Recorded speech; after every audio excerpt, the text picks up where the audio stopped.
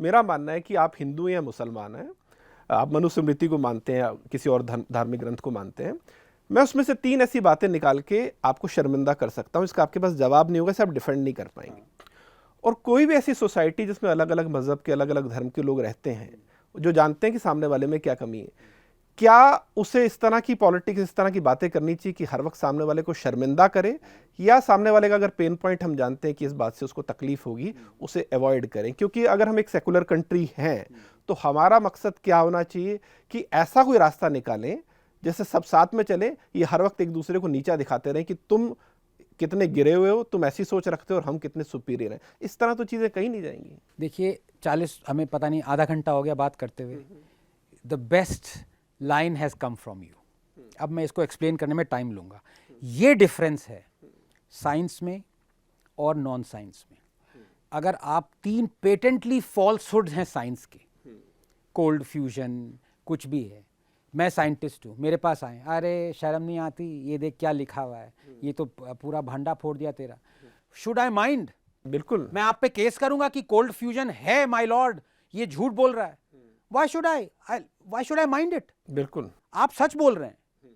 तो अगर मैं वाकई ही एक हिंदू हूं, मैं किसी को अगेन सर्टिफिकेट नहीं दे रहा, आप बताइए मेरे धर्म के बारे में जो जो गलत बात है आप बताइए मुझे, मैं शर्मिंदा क्यों होऊंगा? सही बात है। Why? If I love what is the truth, I will follow it. If I understand what is wrong, I will not follow it. आप अभी बैठे बैठे, मैं तो खुद कहता हूं मैं सिविलाइजेशनली एक हिंदू हूं। यू नो, मैं रिलीजन को नहीं मानता, वो अलग बात है। हिंदुइज्म में वैसे भी religion is an offshoot of a way of life. इस्लाम में way of life is an offshoot of religion. Religion में ये डॉगमा कह दिया गया कि आपको ये फॉलो करना है, तो वे ऑफ लाइफ आपकी वैसे चल रही है। लेकिन अगर रिलीजन एक ऑफ शूट है तो वे ऑफ लाइफ चेंज होती है। तो रिफॉर्म हिंदुइज्म में आते गए हैं।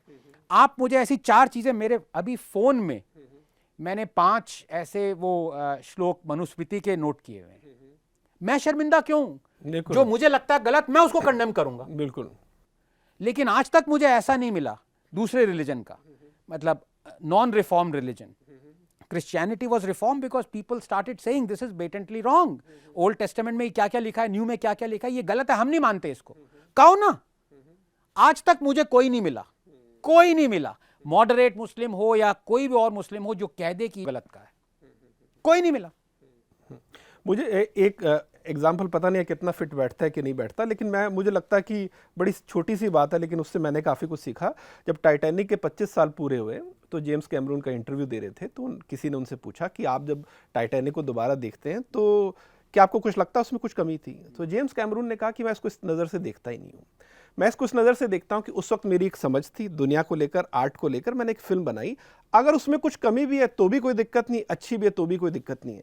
सवाल मेरा ये है कि अगर कोई चीज़ 300 या 400 साल पुरानी भी है, मेरी क्या मजबूरी है कि आज उसे मैं डिफेंड करूं? वो मेरी उस वक्त की मैच्योरिटी और सेंसिबिलिटी थी, और ठीक है उस वक्त की थी, लेकिन आज मैं ग्रो कर गया हूं। इंसान जब ये सोचता है कि 6 महीने पहले मैं बड़ा बच्चा था, आपको भी लगता होगा आज डॉक्टर साहब कि यार 6 महीने पहले मैंने ऐसी बात क्यों कह दी, आपको लगता है आप इवॉल्व हो गए, आज आप ऐसा नहीं है। जब हम 6 महीने पहले की अपनी बात से खुद एग्री नहीं कर सकते तो हम किसी और चीज को 1000 साल 12 साल बाद जाके क्यों डिफेंड? 100% की बात कही, 100% की बात कही आपने। इस पे 2 चीजें मैं कहना चाहता हूँ।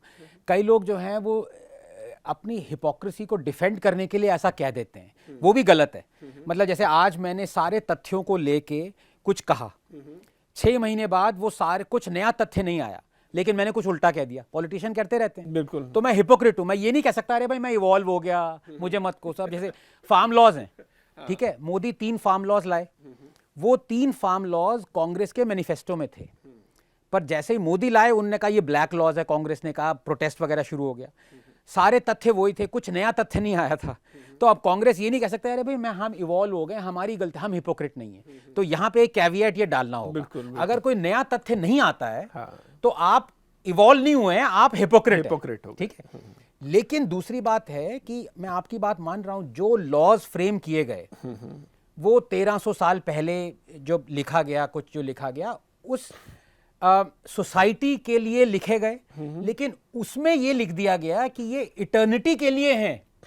जो जो फॉलोअर इसके कभी भी होंगे और जो जो नहीं हैं उनके लिए भी ये लॉज अप्लाइड हैं। मतलब अगर कुरान ये कहती है, जो भी कहती है, हर किसी के लिए, नॉन बिलीवर्स और बिलीवर्स के लिए। खुद अल्लाह ने कहा है कि they are to be followed for ever. यहां पे अब लोग वो मनुस्मृति को तो आप गाली दे सकते हैं, बर्न कर सकते हैं, भाई मैं फॉलो नहीं करता, लेकिन आप किसी और ग्रंथ के बारे में वो नहीं कह सकते। तो गलती किसकी है? जिसने 1300 साल पहले लिखा, मैं उसकी गलती नहीं मान रहा भाई। जैसे आपने कहा, वो एक फ्रेम ऑफ माइंड था, वो एक स्क्वायर था, उसके अंदर जो सोसाइटी रहती थी, जैसे लोग थे, बिलीवर्स नॉन बिलीवर्स, उसने लिख दिया जो लिखना था, ठीक है।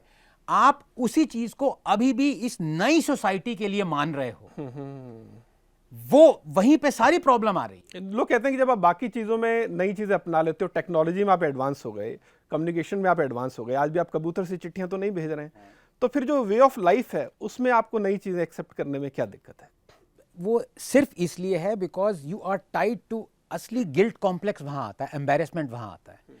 मैंने ये पहले कह रखा है कि जो फंडामेंटलिस्ट हैं, एक्सट्रीमिस्ट हैं, उन तालिबान है, आईसिस है, सबसे ज्यादा मुस्लिम्स उनको कोसते हैं जो हमारे सो कॉल्ड मॉडरेट हैं, लेकिन जो इस चीज को वो फॉलो कर रहे हैं उस पे कुछ नहीं कहते। सो as I say, they spare the fundamentals but snare the fundamentalist. Fundamentalist कहते हैं भाई हमें क्यों गाली दे रहे हो, जो लिखा है हम उसको फॉलो कर रहे हैं।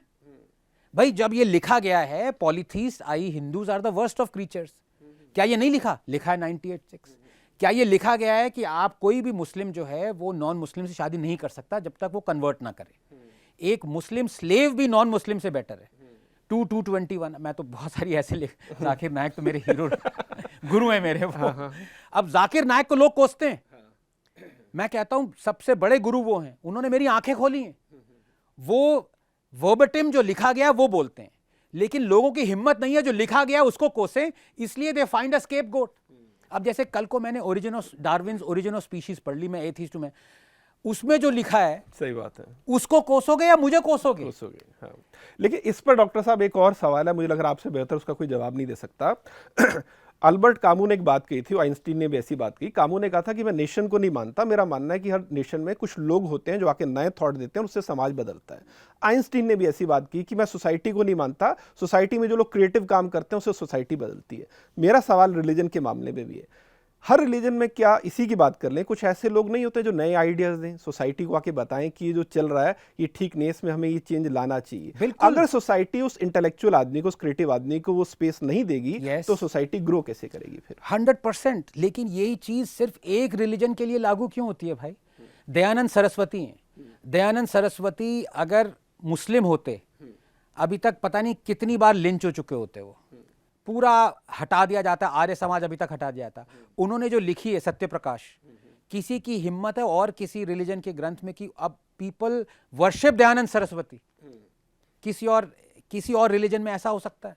किसी और रिलीजन में ऐसा हो सकता है कि चार वाक फिलॉसफी एथीज्म पढ़ा रहा है? बिल्कुल। मतलब इससे ज्यादा आयरनी क्या हो सकती है कि आप एक रिलीजियस डॉगमा कह रहा है कि अरे भाई एथीज्म इज आल्सो वैलिड। किसी और रिलीजन में ऐसा हो सकता है कि लिंगायत, जो कि वेदास को नहीं मानते, वो लाखों की तादाद में, that has all happened because Hinduism का all conquering thing is to question. बौद्ध और जैन धर्म में भी यही था। जैन, मैं तो अपने आप को, देखिए अब आप किस एंगल पे ले गए वो, मतलब it is the epitome of everything. A lot of science, a lot of scientific thought has emanated from Jain philosophy, including the birth of the universe. अगर आप अलेक्जेंडर विलेंकिन को देखें, बीजीवी थे, मतलब वो तो डायरेक्शन अलग हो गया। लेकिन आपने जो सवाल पूछा था ना, मैं उस पर आना चाहता हूँ। एक रिजवी थे, उन्होंने कहा भाई देखिए बहुत हो गया, हिंदू मुस्लिम लड़ाइयाँ होती रहती हैं, ये जो 20 वर्सेस हैं इनको जो है ना छापा जाए, इनको रिडैक्ट कर दिया जाए। वो अब जोगिंदर शास्त्री बन गए हैं, ऐसी हालत हो गई थी। आप जानते होंगे रिजवी एक थे, वो वक्फ के ही शिया, मैं भूल गया कौन से उसके थे। ये ऐसे रिफॉर्म होगा कि हमारी आंखों के सामने मॉडर्न एज में, ये नहीं कि 400 साल पहले किसी को जिंदा जला दिया या विच क्राफ्ट जो भी हुआ, हमारी आंखों के सामने उनके पुतले जलाए गए। He was forced to convert into Joginder Shastri ji. ऐसे रिफॉर्म आएगा तो रिफॉर्म पॉसिबल नहीं है। अगर आपको ये वीडियो अच्छा लगा तो पूरा पॉडकास्ट देखने के लिए डिस्क्रिप्शन में दिए लिंक पर जाएं। Thanks for watching.